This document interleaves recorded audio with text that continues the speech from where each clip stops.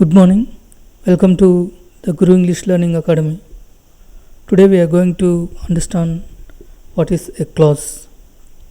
So, clause understanding చాలా important. Writing skills నేర్చుకోవడానికి, writing skill improve చేసుకోవడానికి బేసిక్ అండర్స్టాండింగ్ క్లాజ్ అంటే ఏంటి అనేది. సో ఈరోజు మనం ఈ క్లాజ్ గురించి మనం నేర్చుకుంటాం.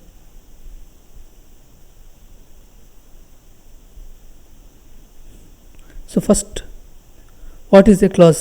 క్లాజ్ అంటే ఏంటి? క్లాజ్ అనేది క్లాజ్ అనేది గ్రూప్ ఆఫ్ వర్డ్స్కి సంబంధించింది. Group of words, parts of speech అనేవి వర్డ్ లెవెల్లో అండర్స్టాండింగ్ ఇస్తాయి. క్లాజ్ అండ్ ఫ్రేజ్ అనేవి గ్రూప్ ఆఫ్ వర్డ్స్ కలిసి మనకి మీనింగ్ క్రియేట్ చేస్తుంది. సో లాంగ్వేజ్ అనేది మీనింగ్ క్రియేట్ చేయటం, మీనింగ్ అండర్స్టాండింగ్. క్లాజ్ అంటే definition. Clause is a group of words which contains a subject and a verb. Clause అనేది ఒక గ్రూప్ ఆఫ్ వర్డ్స్, ఒక పదాల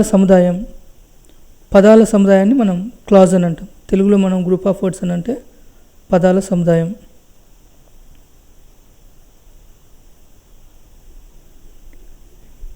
ఈ పదాల సముదాయం అన్నప్పుడు మనకి ఇంకొకటి గుర్తు రావాల్సింది ఫ్రేజ్. ఫ్రేజ్ కూడా పదాల సముదాయమే. ఫ్రేజ్ కూడా గ్రూప్ ఆఫ్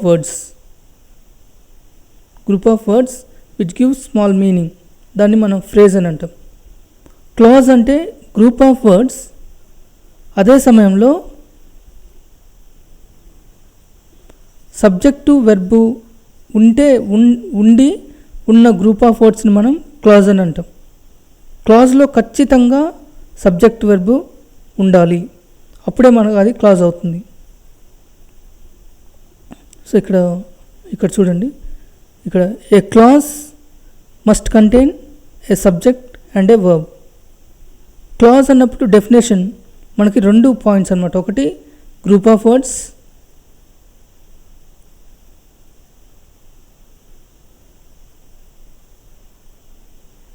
రెండోది సబ్జెక్టు వెర్బు ఖచ్చితంగా ఉండాలి.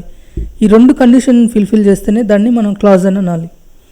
ఈ క్లాజెస్ 2 టైప్స్ ఉంటాయి. Clauses are 2 types. ఒకటి మెయిన్ క్లాజ్, రెండోది subordinate clause. So main clause అంటే ఏంటి? మెయిన్ క్లాజ్ అంటే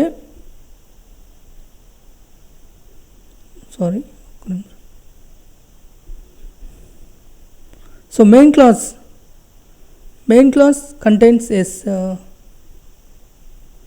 a subject and a verb. Main clause expresses a complete idea. So main clause అనేది మనకి 2 క్యారెక్టరిస్టిక్స్ ఉంటాయి.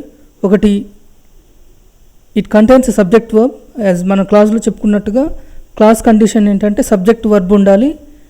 At the same time it expresses a complete thought or idea. ఒక complete thought లేదా ఐడియాని కంపల్సరీగా ఎక్స్ప్రెస్ చేయాలి. ఒక ఐడియా లేకపోతే అది మనం మెయిన్ క్లాజ్ అనం. కంప్లీట్ థాట్ ఉంటేనే మెయిన్ క్లాజ్ అవుతుంది. ఎగ్జాంపుల్ చూడండి, success is always result of hard work. So ఇక్కడ మనం చూస్తే సక్సెస్ అనేది సబ్జెక్ట్, ఈజ్ అనేది వెర్బ్. ఇక్కడ సక్సెస్ అనేది సబ్జెక్ట్, అనేది సక్సెస్, వెర్బు ఈజ్. ఇక్కడ సబ్జెక్టు వెర్బు ఉంది కాబట్టి గ్రూప్ ఆఫ్ వర్డ్స్ని మనం క్లాజ్ అని అంటాం.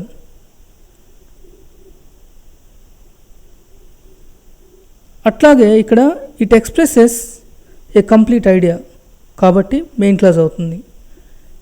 మనకి ఇక్కడ 2 కండిషన్స్ ఫుల్ఫిల్ చేస్తుంది. Success is always result of hard work. Clause at the same time it expresses an complete thought, complete idea.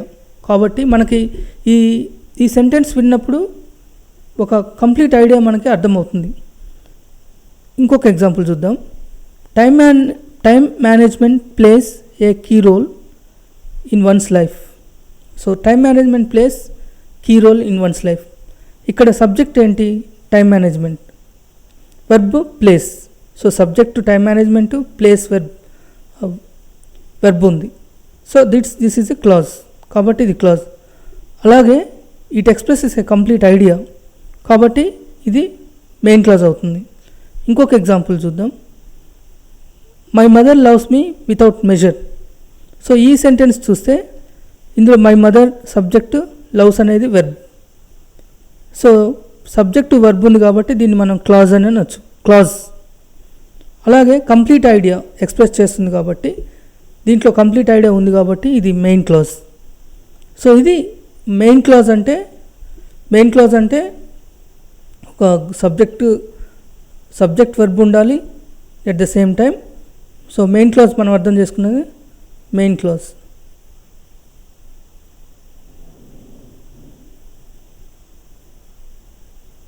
Subject verb ఉండాలి,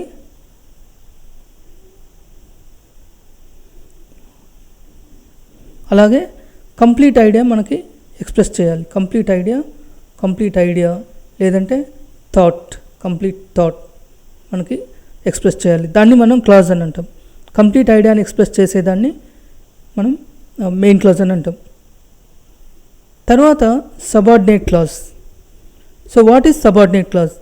Subordinate clause contains a subject and a verb, but it does not express a complete idea. So main క్లాజ్కి subordinate క్లాజ్కి difference ఏంటంటే main clause complete ఐడియాని express చేస్తుంది, subordinate clause complete ఐడియాని express చేయదు. It does not express a complete idea. Common ఏంటంటే రెండు clauses. రెండు క్లాజెస్ సబ్జెక్టు వెర్బ్ ఉంటుంది కానీ మెయిన్ కంప్లీట్ ఐడియాని మనకు ఎక్స్ప్రెస్ చేయదు. దాన్ని సబార్డినేట్ క్లాజ్ అని అంటాం. ఎగ్జాంపుల్స్ చూద్దాం. When ever my friend calls me. So మా ఫ్రెండ్ కాల్ చేసినప్పుడల్లా అనేది దీని అర్థం. తర్వాత ఏంటి అనేది మన మైండ్లో, వినే వాళ్ళ మైండ్లో క్వశ్చన్ రేజ్ అవుతుంది. సో అది కంప్లీట్ ఐడియా కాదు. కంప్లీట్ ఐడియా అనేది వేరే వాళ్ళ మైండ్లో ఇవ్వదు. కాబట్టి దీన్ని మనం సబార్డినేట్ క్లాజ్ అని అంటాం. సబార్డినేట్ క్లాజ్ ఇక్కడ సబ్జెక్టు మై ఫ్రెండ్, వెర్బ్ అనేది కాల్స్, కాబట్టి దిస్ ఈజ్ కాల్డ్ క్లాజ్. కానీ it does not express a complete idea. ఇది కంప్లీట్ ఐడియాని ఎక్స్ప్రెస్ చేయదు కాబట్టి మనం దీన్ని మెయిన్ క్లాజ్ అనలేము. కంప్లీట్ ఐడియాని ఎక్స్ప్రెస్ చేయదు కాబట్టి దీన్ని సబార్డినేట్ క్లాజ్ అంటాం. ఈ సెంటెన్స్లో whenever my friend calls me అనే సెంటెన్స్ కంప్లీట్ ఐడియా ఇవ్వాలి అని అంటే we need more information to get the complete idea. దీనికి మోర్ ఇన్ఫర్మేషన్, ఇంకా ఇన్ఫర్మేషన్ కావాలి. ఏది? మా ఫ్రెండ్ కాల్ చేసినప్పుడల్లా నేను ఆన్సర్ చేస్తాను, మా ఫ్రెండ్ కాల్ చేసినప్పుడల్లా ఇంకా ఏదన్నా, మై ఫ్రెండ్ కాల్ చేసినప్పుడల్లా నేను మా మొబైల్ స్విచ్ ఆఫ్ చేస్తాను. మన ఇష్టం, అది ఎవరి ఇష్టాలు వాళ్ళే. మై ఫ్రెండ్ కాల్ చేసినప్పుడల్లా నేను ఆన్సర్ ఇవ్వడానికి ప్రయత్నిస్తాను, ఇట్లా. సో ఇట్లాంటి సెకండ్ ఐడియా లేకుండా ఓన్లీ ఫస్ట్ ఐడియానే ఉంటే దాన్ని మనం సబార్డినేట్ క్లాజ్ అని అంటాం. అందులో సబ్జెక్ట్ ఉంటుంది, వెర్బ్ ఉంటుంది, కానీ కంప్లీట్ ఐడియా ఉండదు. అది main clause and subordinate clause difference. ఇక్కడ ఎందుకు ఇలా జరుగుతుంది, దేనివల్ల ఇట్లా అవుతుంది అని అంటే the word when ever makes the clause to give incomplete idea. So ఇక్కడ మనకి ఎక్కడ తేడా వచ్చింది అని అంటే ఎందుకు ఇన్కంప్లీట్ ఐడియా వస్తుందని అంటే ఈ వెన్ ఎవర్ అనే పదం అనే వర్డ్ ఉండటం వల్ల దాని ఇన్కంప్లీట్ అవుతుంది. ఇట్లాంటి పదాలని మనం సబార్డినేట్ కంజంక్షన్స్ అని అంటాం. Subordinate conjunctions. సో కొన్ని ఎగ్జాంపుల్స్ సబార్డినేట్ కంజంక్షన్స్కి after, because, although, if, as, since, until.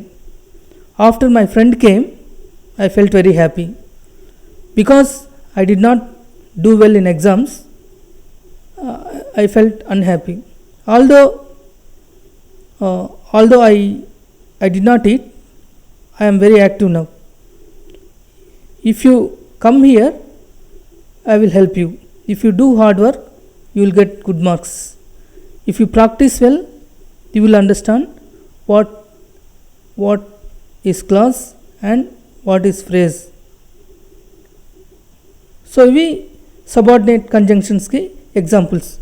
ఈ సబార్డినేట్ కంజంక్షన్స్ గురించి మనం సబార్డినేట్ క్లాజెస్ గురించి ఇంకా డీటెయిల్గా స్పెసిఫిక్గా దాని గురించి డీటెయిల్గా నేర్చుకుంటాం. అప్పుడు కంప్లీట్గా ఆఫ్టర్ సబార్డినేట్ కంజంక్షన్స్ ఏం ఫంక్షన్ చేస్తుంది, ఎలా ఉంటుంది, దాని యొక్క పర్పస్ ఏంటి, ఇవన్నీ నేర్చుకుంటాం. కాబట్టి ఇది బేసిక్ ఐడియా. క్లాజ్ అంటే ఏంటి, ఎన్ని రకాలు ఉంటుంది అనేది జస్ట్ ఇంట్రడక్షన్. ఇది మనం తర్వాత క్లాస్లో మెయిన్ క్లాజ్ గురించి, సబార్డినేట్ క్లాజ్ గురించి ఇంకా డీటెయిల్గా నేర్చుకుంటాం. So thank you so much for listening to the video, and if you have any doubts you could comment in the comment section. Thank you so much.